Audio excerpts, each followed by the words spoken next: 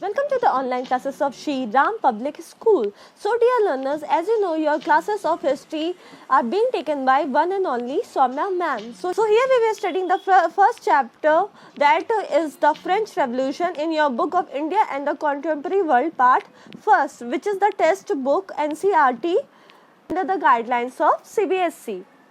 So dear students, we have discussed much important topics of the chapter the French Revolution one by one in detail with line to line explanation, so that you might have a very clear understanding of the whole chapter. Now we are going to end this chapter and we are at the climax of this chapter. So today in our lecture we will study what we will focus. We will focus on the impact of the French Revolution. Why we were studying this chapter, the French Revolution, in our book of history, even in India, why this chapter is being stated by CBSE to up a part of class 9. So here is your answer. As the end of this chapter, in this last lecture of the chapter number 1, the French Revolution, we will see the impact that the French Revolution created on the life of the people, not only in France, but it was conveyed over in whole of the Europe, and then it was also received open-handedly by whole of the world. Even our country India, many of the leaders has followed the ideas which was stated in the French Revolution, which was carried out in the France, the ideas of liberty, the ideas of freedom, and also the various policies which were being implemented by Napoleon. To the year of 1789, when the front test of the French Revolution was started by storming up of Bastille, the first effect which came into the lives of the people was the abolition of censorship. Dear learners, we might have studied the meaning of censorship. ये क्या होता था? censorship मतलब होता था जब किसी भी न्यूज़ पे बैन लग जाता था, न्यूज़पेपर को, मीडियाज़ को चलाने वाले जो एडिटर्स होते थे, जो लोग होते थे, जो अपनी बातों को जनता तक पहुंचाना चाहते थे, उन पे सेंसर लग जाता था, उन पे एक तरीके का प्रोहिबिशन लग जाता था, जिससे वो बिना किंग के या बिना सुप्रीम अथॉरिटी के परमिशन के बिना कुछ भी छाप नहीं सकते थे, जनता को सच्चाई से रूबरू नहीं करा सकते थे. So this was censorship. But after the first revolt of 1789, the first good thing which happened, that was the abolition of censorship. मतलब कि अब जो मीडिया पर्सन थे वो कुछ भी छाप सकते थे, वो कुछ भी प्ले के मीडियम से, कुछ भी न्यूज़पेपर के मीडियम से, जर्नल के फॉर्म में, मैगजीन के फॉर्म में लोगों तक कोई भी इंफॉर्मेशन पहुंचा सकते थे, उन पे कोई भी रोक टोक नहीं था. और उस वक्त जो है मीडिया बहुत ही इम्पोर्टेंट रोल प्ले करता था. जैसे आज भी हम लोग जानते हैं कि मीडिया को क्या बोला जाता है, फोर्थ पिलर बोला जाता है of the democracy, of the government. वैसे ही मीडिया का बहुत ही इंपॉर्टेंट रोल होता है सच्चाई को नॉर्मल जनता तक पहुंचाने के लिए.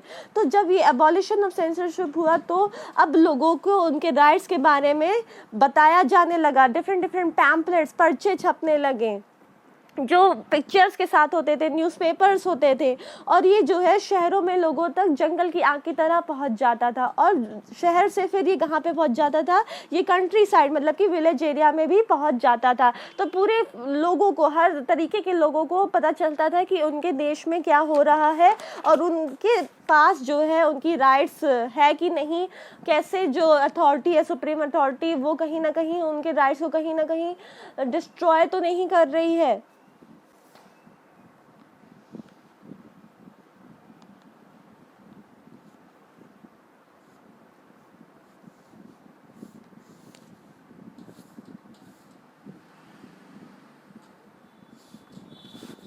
कई सारे फिलोसफर हुआ करते थे उस टाइम में, पॉलिटिकल फिलोसफर, जो पॉलिटिकल की बातों को लिखते थे और लोगों तक पहुंचाते थे. उनका जो मेन कॉन्सेप्ट होता था वो क्या होता था, वो लोगों को अवेयर कराना होता था अबाउट द लिबर्टी और जस्टिस, कि ये लोगों का जस्टिस और फ्रीडम, ये न्याय और जो फ्रीडम होता है वो लोगों का जन्मसिद्ध अधिकार है और वो किसी भी तरीके से उनसे छीना नहीं जा सकता. बस एक प्रॉब्लम थी कि ये बातें जो थी वो सिर्फ एजुकेटेड पीपल तक ही रह पाती थी, जो कि बहुत ही कम हुआ करते थे in the 18th and 19th century.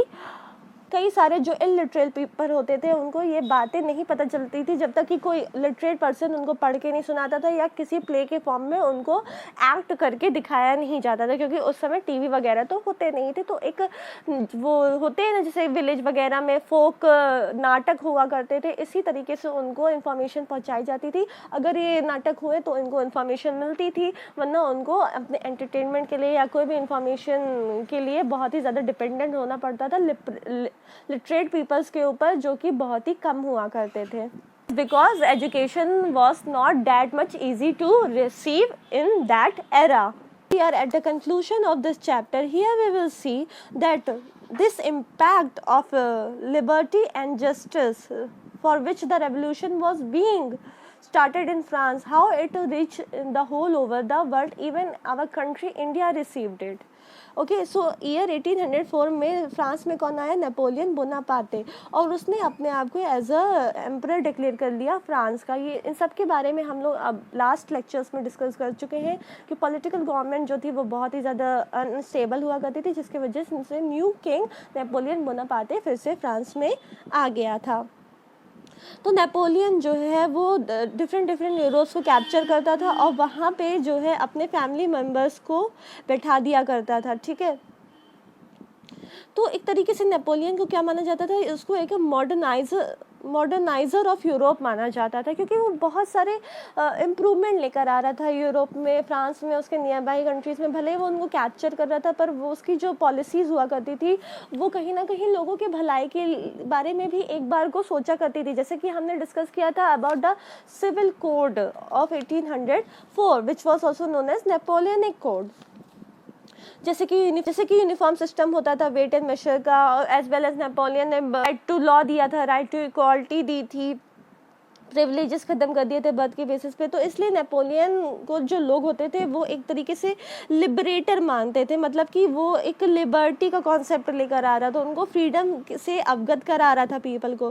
पर धीरे धीरे जब लोगों ने देखा कि नेपोलियनिक आर्मी जो है हर कोने में घुस गई है, वो हर तरीके से हर चीज़ों को इन्वेड कर रही है, कैप्चर करने की कोशिश कर रही है, अपने अंडर में लेने की कोशिश कर रही है, तो लोगों को एहसास हुआ कि नहीं, नेपोलियन आया तो था अच्छे ऑब्जेक्टिव से, पर अब उसका ऑब्जेक्टिव चेंज हो गया है, और जिसकी वजह से उन सभी लोगों को बहुत ही प्रॉब्लम हो रही थी। और फाइनली नेपोलियन को डिफीट कर दिया गया in the battle of Waterloo in the year 1815। इस तरीके से जो फ्रांस में जो आइडियाज़ थे लिबर्टी का और मॉडर्न लॉज के बारे में, वो नेपोलियन ने यूरोप के बाकी पार्ट्स में भी पहुंचा दिए थे। और नेपोलियन के जाने के बाद भी, नेपोलियन के हारने के बाद भी, ये सारे राइट्स के बारे में, सारे मॉडर्न लॉज के बारे में पूरा यूरोप जो है वो अब जान चुका था, अवेयर हो चुका था। तरीके से हम आ जाते हैं अपने चैप्टर के मेन आइडिया पे कि हमने जो ये पूरा चैप्टर पढ़ा है इसका मेन कॉन्सेप्ट क्या था, इसके पीछे थीम क्या थी। So here we can see our theme of the chapter, the French Revolution. What we studied in this chapter, we studied about the theme of this chapter was about the ideas of liberty and democratic rights.